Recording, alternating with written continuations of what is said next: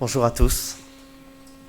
Une fois encore, ma joie et mon privilège d'être avec vous ce matin pour vivre ce culte ensemble, entendre les merveilles de Dieu dans les vies de chacun, chacune et de l'Église aussi. Mon épouse et les enfants n'ont pas pu m'accompagner aujourd'hui. Ils ont aussi des impératifs au sein de l'Église, de notre Église à Saint-Vrain, de l'Église à Saint-Vrain. Et je suis vraiment content de voir les parents de Katie Kuhn, Laure, les frères et sœurs qui viennent des États-Unis aussi. Donc le message sera en français. Ouais.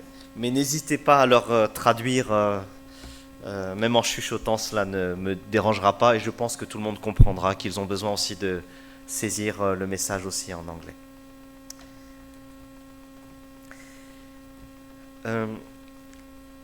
Le message que j'apporte ce matin va faire écho à l'annonce qui a été faite par Aimé concernant l'actualité de l'Église. Je l'ai intitulé tout simplement « À la recherche d'un pasteur ». À la recherche d'un pasteur, même si vous en avez déjà un ici. Donc Aimé l'a dit, donc il y a eu une assemblée générale en vue de faire venir un couple pastoral, mais pas parce que vous n'avez pas de pasteur, vous en avez un.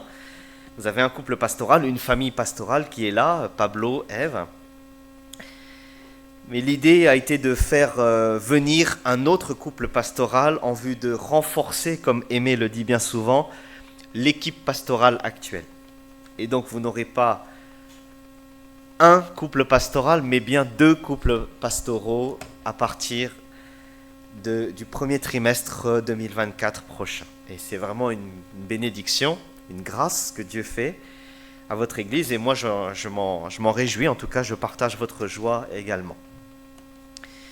Et donc, en priant pour votre Église, donc j'étais là, moi, la semaine dernière pour l'Assemblée Générale, en priant pour votre Église, et j'ai pensé à ce passage de la Bible où Samuel, le prophète de l'Ancien Testament, va venir mettre en place un nouveau roi, en place et lieu de Saül, le roi David.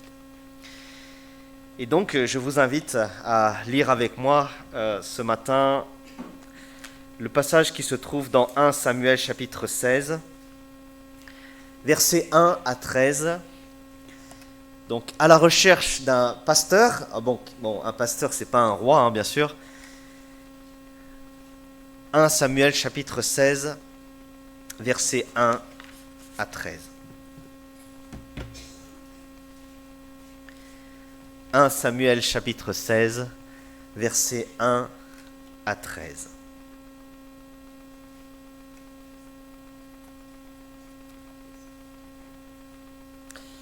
Je vais lire dans la version dite de la Semeur, une version un peu plus dynamique. Verset 1. L'Éternel dit à Samuel, « Combien de temps encore vas-tu pleurer sur Saül, alors que moi, je l'ai rejeté pour lui retirer la royauté sur Israël. Remplis ta corne d'huile, va à Bethléem, je t'envoie chez Isaïe, car je me suis choisi pour moi un roi parmi ses fils. » Samuel répondit, « Mais comment puis-je faire cela ? Saül l'apprendra et il me fera mourir. » L'Éternel lui dit, « Tu emmèneras une génisse et tu diras que tu vas m'offrir un sacrifice. Tu inviteras Isaïe à y participer et je t'indiquerai alors ce que tu devras faire. Tu conféreras de ma part l'onction à celui que je te désignerai. » Samuel fit ce que l'Éternel lui avait ordonné, et lorsqu'il arriva à Bethléem, les responsables de la ville, inquiets, vinrent au-devant de lui et lui demandèrent « Ta venue annonce-t-elle quelque chose de bon ?» Verset 5, « Oui, répondit-il, c'est quelque chose de bon. Je suis venu offrir un sacrifice à l'Éternel. Purifiez-vous et venez ensuite avec moi au sacrifice. » Il demanda également à Isaïe et à ses fils de se purifier en les invitant à prendre part au repas du sacrifice. À leur arrivée, il remarqua Eliab, et il se dit certainement, c'est celui qui se tient maintenant devant l'Éternel, qu'il a choisi pour lui donner l'onction. Mais l'Éternel lui dit, ne te laisse pas impressionner par son apparence physique et sa taille imposante, car ce n'est pas lui que j'ai choisi. je ne juge pas de la manière que les hommes. L'homme ne voit que ce qui frappe les yeux, mais l'Éternel regarde au cœur. » Ensuite, Isaïe appela Abinadab et le présenta à Samuel. Mais il dit, l'Éternel n'a pas non plus choisi celui-ci. Isaïe fit avancer Shama, et Samuel lui dit à nouveau, l'Éternel n'a pas non plus choisi celui-ci. Isaïe présenta ainsi ses 7 fils à Samuel, et celui-ci lui dit, l'Éternel n'a choisi aucun de ceux-là. Puis il lui demanda, est-ce que ce sont là tous tes garçons ? Non, répondit Isaïe, il reste encore le plus jeune qui garde les moutons au pâturage. Envoie-le chercher, ordonna Samuel, car nous ne nous installerons pas pour le repas du sacrifice avant qu'il ne soit arrivé ici. Isaïe le fit donc venir. C'était un garçon aux cheveux roux, avec de beaux yeux et qui avait une belle apparence. L'Éternel dit à Samuel, c'est lui. Vas-y, confère-lui l'onction. Samuel prit la corne pleine d'huile et il en oignit David en présence de sa famille. L'esprit de l'Éternel tomba sur David et demeura sur lui à partir de ce jour-là et dans la suite. Après cela, Samuel se remit en route et retourna à Rama. Fin de la lecture de la parole de Dieu. Et je vous invite à prier avec moi. Prions ensemble.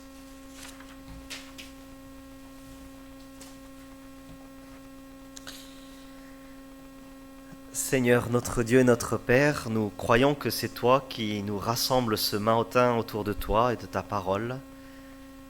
Et nous t'en remercions de tout notre cœur. Merci pour le privilège de t'appartenir et de te connaître Jésus, et plus encore d'être à l'écoute de ta parole. Seigneur, nous prions que ton Esprit Saint nous dirige, nous équipe d'intelligence, de patience, de sagesse, pour saisir et comprendre ce que tu veux nous dire ce matin.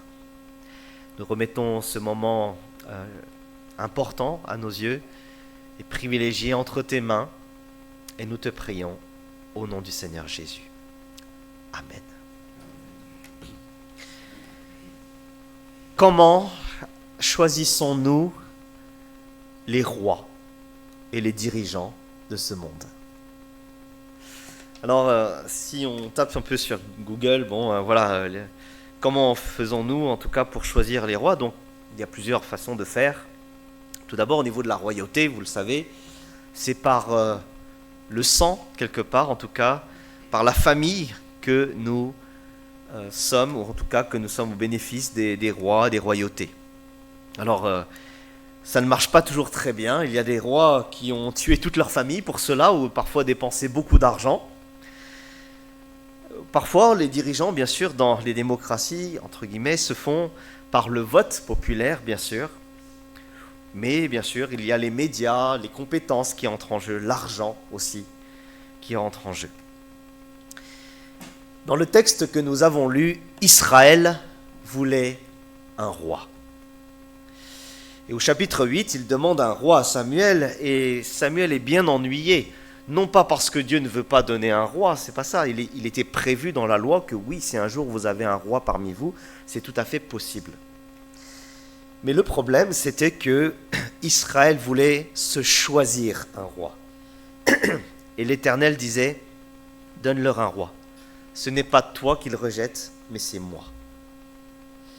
Et donc ils avaient choisi Saül, un roi, le premier roi d'Israël, et qui va être disqualifié pour diverses raisons, parce qu'il n'a pas obéi à l'ordre du Seigneur, parce qu'il n'avait pas le tempérament, le caractère attendu par Dieu lui-même.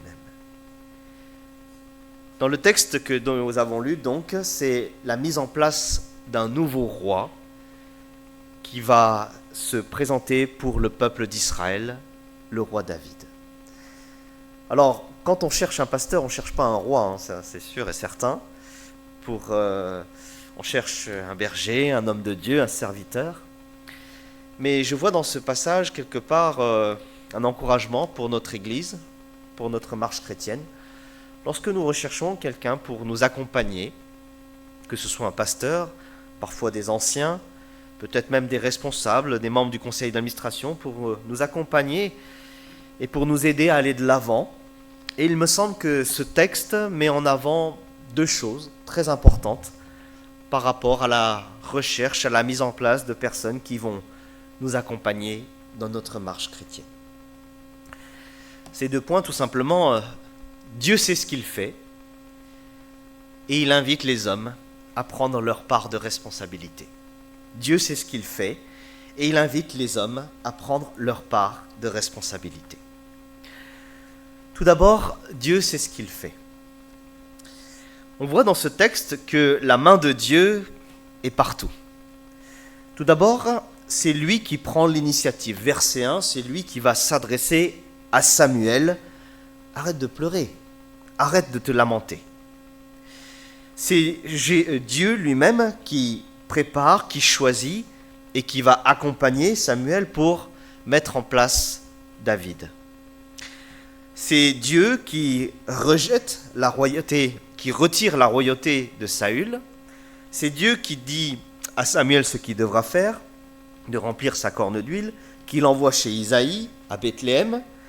C'est la stratégie de Dieu qui se met en place. Alors on pourrait penser que c'est un peu rusé, hein. Est-ce que c'est un mensonge? Non, c'est plutôt rusé de la part de Dieu. Pas rusé, mais dans le sens c'est malin de la part de Dieu, parce que c'est le Seigneur qui va faire en sorte que Samuel échappe au contrôle de Saül, pour ne pas justement avoir affaire avec le roi en place, mais qui va trouver le roi que Dieu a choisi lui-même. C'est la stratégie de Dieu qui est en place, qui n'a rien à voir avec la stratégie humaine. Le choix de ce nouveau roi, c'est selon le regard de Dieu. Dans le texte, on voit donc David pour la première fois. On apprend que c'est un jeune homme, un berger. Et il y a un indice qui nous montre que Dieu dirige toutes choses. C'est que le prénom David lui-même signifie « je me suis choisi ». Je me suis choisi. Et on voit que dans le texte, donc, on ne voit que le prénom de David à la fin de la lecture, mais ça fait écho au premier verset où Dieu lui-même, il dit « J'ai vu et je me suis choisi un roi pour moi-même ». Et on voit que Dieu, il avait préparé, bon d'accord, dès la naissance de David, son prénom, c'est le Dieu lui-même qui va le mettre en place. Et vous savez, je ne sais pas si vous savez, Saül, qu'est-ce que ça signifie? Le nom, le prénom du précédent roi, en tout cas le roi qui va être destitué, signifie le peuple s'est choisi. Le peuple s'est choisi. Et Dieu va mettre un autre roi que lui-même s'est choisi. Donc on voit Dieu qui dirige toutes choses, et c'est le regard de Dieu qui va faire la différence. Et alors quand on dit que Dieu est malin, juste pour contourner la garde royale, Samuel doit dire que c'est pour un sacrifice qu'il va à Bethléem. C'est malin parce que le verset 5, il le dit plusieurs fois, il le dit, je viens pour offrir un sacrifice, et venez avec moi au sacrifice, et il invite aussi Isaïe et ses fils pour le sacrifice. C'est merveilleux comment, en fait, Dieu il présente la mise en place de ce roi, en tout cas, comment la façon dont il va choisir quelqu'un pour accompagner le peuple, pour guider le peuple, c'est un sacrifice. Ce n'est pas simplement un ministère, ce n'est pas simplement une charge, une activité ou un statut, mais il présente, en tout cas selon les yeux de Dieu, que c'est une véritable consécration, un sacrifice. Et tout ça pour dire quoi? Pour dire que Dieu est souverain dans cette démarche. La souveraineté de Dieu est présente du début à la fin dans la mise en place de ce nouveau roi. Dieu va préparer les choses, il met en place les choses, il fait ce qu'il veut et il fait tout ce qu'il peut pour le mettre en place. On voit dans ce texte, et comme on l'a entendu ce matin tout au long du culte, que le Seigneur est le maître. C'est lui qui règne. C'est lui qui règne sur nos vies. C'est lui qui règne sur l'univers et dans le monde. C'est lui qui conduit l'histoire des nations et des individus. C'est lui qui sait de quoi sont faits chacun de nos jours. Et lorsqu'il parle, cela arrive. Et si cela est arrivé, c'est parce que Dieu a parlé. Sans jamais, bien sûr, court-circuiter la responsabilité humaine. Alors, Église, chers tous, peut-être vous qui venez pour la première fois ou vous qui visitez l'Église, vous arrivez aussi dans un lieu où Dieu guide l'Église et la fait avancer. Pablo et Ève, un couple pastoral fidèle, sérieux, attaché à la parole de Dieu, ils sont là depuis des années, ils seront toujours là. Et Dieu a ouvert une nouvelle porte pour faire venir un nouveau couple pastoral pour renforcer l'Église. Mais quand on prend de la hauteur sur tout cela, on se rend compte que c'est la main de Dieu qui est derrière toute chose. Et cela nous permet de prendre de la hauteur, de nous détacher, de ne pas avoir la main mise sur les choses, de ne pas dire que c'est grâce à nous, mais de replacer Dieu au centre des choses et de lui faire confiance, tout simplement. Alors il peut y avoir des doutes, des questions, des craintes. Est-ce que cela va bien se passer? Est-ce qu'on aura assez d'argent? Est-ce que la transition va bien se faire? Est-ce qu'il va s'occuper de nous? Est-ce qu'il va pouvoir nous accompagner? Mais quand on place la souveraineté de Dieu au centre de toute chose, nous pouvons avancer avec confiance. Dieu sait ce qu'il fait et il fait ce qu'il prévoit. Même pour la mise en place d'un roi pour Israël, même pour la recherche d'un pasteur pour une église, même pour vous qui êtes là ce matin avec votre anniversaire ou vous êtes de passage parce que vous êtes allé à la journée de portes ouvertes, ou bien vous qui venez rendre visite à votre famille, ou vous qui venez tout simplement aider pour la mission ici en France et qui venez des États-Unis. Dieu a la main sur nos vies, notre histoire et notre Église. Et nous sommes appelés à lui faire confiance. Même si parfois les choses ne vont pas comme nous le voudrions, nous sommes appelés à lui faire confiance. Je sais bien que nous vivons dans un monde, en tout cas dans une période difficile, avec des enjeux politiques, économiques, instables, très instables. Mais nous savons que notre Dieu, comme nous l'avons lu encore ce matin, est plus grand que tout cela et qu'il est souverain sur toute chose. Et que même si on ne comprend pas tout, parce que le péché voile la souveraineté de Dieu, nous pouvons lui faire confiance. Même si les temps sont difficiles, même si nous faisons face à la maladie, à des situations bien compliquées, nous savons que notre Dieu dirige toutes choses selon sa volonté, même si nous ne comprenons pas tout. Dieu fait ce qu'il veut, Dieu a prévu toutes choses, et deuxièmement, il invite les hommes à prendre leur part de responsabilité. Il invite les êtres humains à prendre leur part de responsabilité. Tout d'abord, on voit que Samuel pleure. Arrête de pleurer, lui dit-il.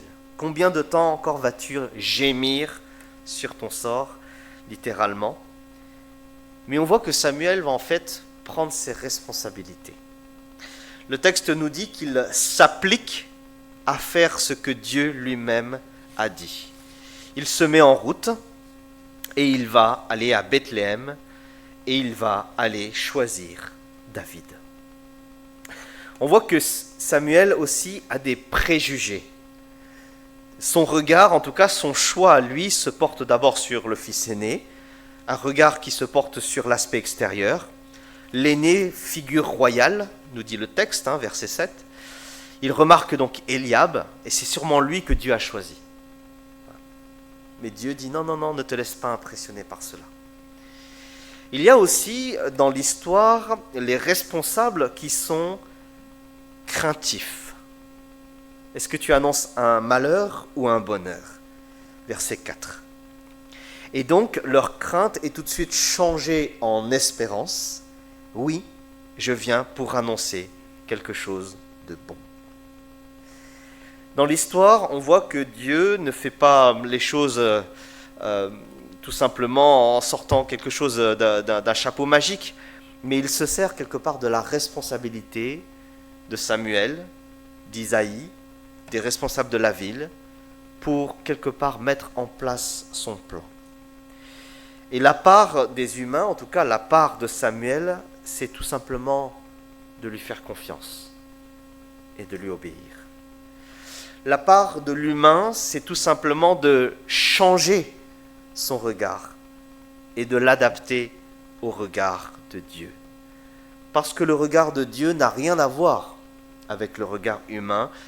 Dieu, nous dit le verset 7, ne juge pas de la même manière que les hommes. Il ne voit pas ce qui frappe aux yeux, mais ce qui regarde au cœur. Alors, vous le savez, c'est les vacances scolaires en ce moment, et avec les enfants, on regarde quelques films de temps en temps pendant les vacances, pour faire passer le temps, entre guillemets. Bon, on fait beaucoup d'autres choses, mais on regarde beaucoup des classiques. Et cette semaine, j'ai regardé un classique d'Indiana Jones. Alors, je ne sais pas si vous aimez. Et c'est le film où, vous savez, à la fin, il doit sauver son père avec une eau magique. Enfin bon voilà, c'est un film. Hein. Et il doit choisir une coupe, hein, le Saint Graal, pour pouvoir sauver son père. Et là, dans la pression, hein, il hésite, il ne sait pas, il n'a pas beaucoup de temps, c'est la vie ou la mort. Et à ce moment-là, il ne va pas regarder avec les yeux du monde, mais il va regarder avec les yeux de Jésus. Parce qu'il se rappelle que Jésus était un simple charpentier, menuisier. Et il va prendre une coupe très simple pour pouvoir sauver son père. Parce que Dieu ne voit pas les choses comme nous le voyons. Il nous invite à changer notre regard sur les gens qui sont autour de nous, sur nos choix. Mais surtout, ce texte nous rappelle quelque part, en fait, que nous sommes appelés à nous en remettre à la grâce de Dieu. Certains ont pensé que David, en fait, n'était pas digne de venir à ce repas, certainement trop jeune. Mais c'est quand même lui à qui Dieu fait grâce. Et quelque part, ce texte nous rappelle que ce que nous avons à faire, c'est, oui, de nous en remettre à la grâce de Dieu. Et c'est ce qui nous incombe, c'est notre responsabilité. Alors le texte nous montre David, bien sûr, et lui aussi prend ses responsabilités en, quelque part, presque de manière innocente, recevoir l'onction de Dieu. Le texte nous dit que c'était un garçon, verset 12, aux cheveux roux, avec de beaux yeux et une belle apparence. Un commentateur disait que Dieu il prend qui il veut, mais bon, il regarde quand même l'apparence. Bon, je ne sais pas, chacun son opinion, hein, mais Dieu regarde le cœur. Quand on connaît la vie de David, on se dit que c'est une grâce. Parce que David lui-même a commis les péchés qui méritent la mort, l'adultère, le meurtre. C'est lui, le roi selon le cœur de David. Ce n'est pas qu'il soit parfait, mais c'est parce que Dieu lui fait grâce. Et Dieu l'appelle à le servir. Et quelque part, notre responsabilité, c'est de voir la grâce de Dieu dans nos vies, dans la vie de l'Église. Et lorsque nous avançons, de pouvoir changer notre regard et de nous calquer quelque part sur le regard de Dieu. Alors Dieu sait ce qu'il fait, mais nous avons aussi chacun et chacune à prendre nos responsabilités. Alors l'Église, en Assemblée Générale, j'étais là dimanche dernier, pour ce vote, pour dire oui, ok, nous allons faire venir un nouveau pasteur. Dieu guide toutes choses, mais nous avons aussi à prendre notre responsabilité. Et notre responsabilité, c'est aussi prendre soin du couple pastoral qui est déjà là. Notre responsabilité, c'est aussi assurer financièrement. C'est de pourvoir, comme Aimé l'a évoqué, aux besoins des couples pastoraux et de l'Église. Notre responsabilité, c'est de prier. Prier pour notre Église, pour que tout se passe bien. Notre responsabilité, c'est aussi arrêter de pleurer. Ne pas se lamenter. Prendre sur soi aussi, ne pas trop s'inquiéter. Certes, peut-être que le protocole, le timing n'était pas parfait et qu'on peut toujours l'améliorer. Le système n'est pas parfait, l'erreur est humaine, mais le pardon est bien divin. Et donc, à nous aussi de prendre notre part de responsabilité. Nous avons été absents, d'accord, ok, bon, mais on est confiant, on s'encourage, on se soutient les uns les autres. Et on laisse le Seigneur changer notre regard. Oui, Dieu est au contrôle de toutes choses, mais nous avons à prendre notre responsabilité. Je me réjouis avec l'Église de savoir qu'elle avance. Je me réjouis de savoir que Pablo et Ève sont là, que Pablo va beaucoup mieux et que nous continuons de prier pour lui. Et que bientôt, oui, Dieu voulant, le Seigneur amènera Samuel, son épouse, leur fille, ici, dans cette Église, pour la gloire de Dieu. Notre responsabilité est d'avoir un nouveau regard, le regard de Dieu sur ce que nous faisons et sur sa grâce. Cette semaine, encore, c'est les vacances, et donc pendant les vacances, nous regardons encore quelques classiques. Et avec les enfants, nous avons regardé cette semaine La Belle et la Bête de Disney. Encore un film, Disneyland. Pas La Belle et le Bête, hein, La Belle et la Bête. Et c'est drôle dans cette histoire parce que le prince, il a tout pour réussir. Il est riche, beau, en bonne santé. Et pourtant, il va être transformé en une bête. Et dans ce film, dans l'introduction, c'est très simple. Qui pourrait porter un regard sur une bête finalement? Et finalement, c'est Belle qui va faire grâce quelque part à cette horrible bête et le sauver. N'est-ce pas ça finalement la grâce? Parce que quand je lis ce texte, que je vois que Dieu regarde au cœur, Dieu connaît ton cœur et mon cœur. Et je ne vois pas de raison pour laquelle il me choisirait, moi ou toi. Mais dans sa grâce, il t'a appelé à le connaître par Jésus-Christ. Quand je vois ce texte, cela me fait penser aussi à Jésus-Christ. Lui, nous dit le texte d'Ésaïe 53, lui que personne ne donne gagnant. Lui qui est rejeté. Et pourtant, c'est lui qui va faire la différence. C'est lui que Dieu a choisi pour le salut du monde. Alors à nous, frères et sœurs, de faire confiance au Seigneur en sa souveraineté, mais aussi de prendre nos responsabilités. Et quand Dieu est au centre de votre vie, de l'Église, oui, on peut avancer et être prêt à être transformé. Transformé par les Saint-Esprit dans notre comportement, dans notre caractère. Oui, que le Seigneur nous aide à avancer par sa grâce et qu'il nous transforme à l'image de notre Seigneur Jésus-Christ. Amen. Je vais prier. Prions ensemble.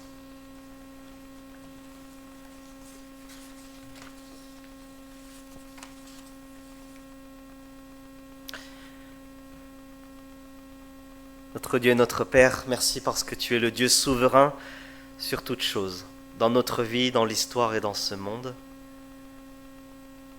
Et merci parce que nous pouvons te faire confiance.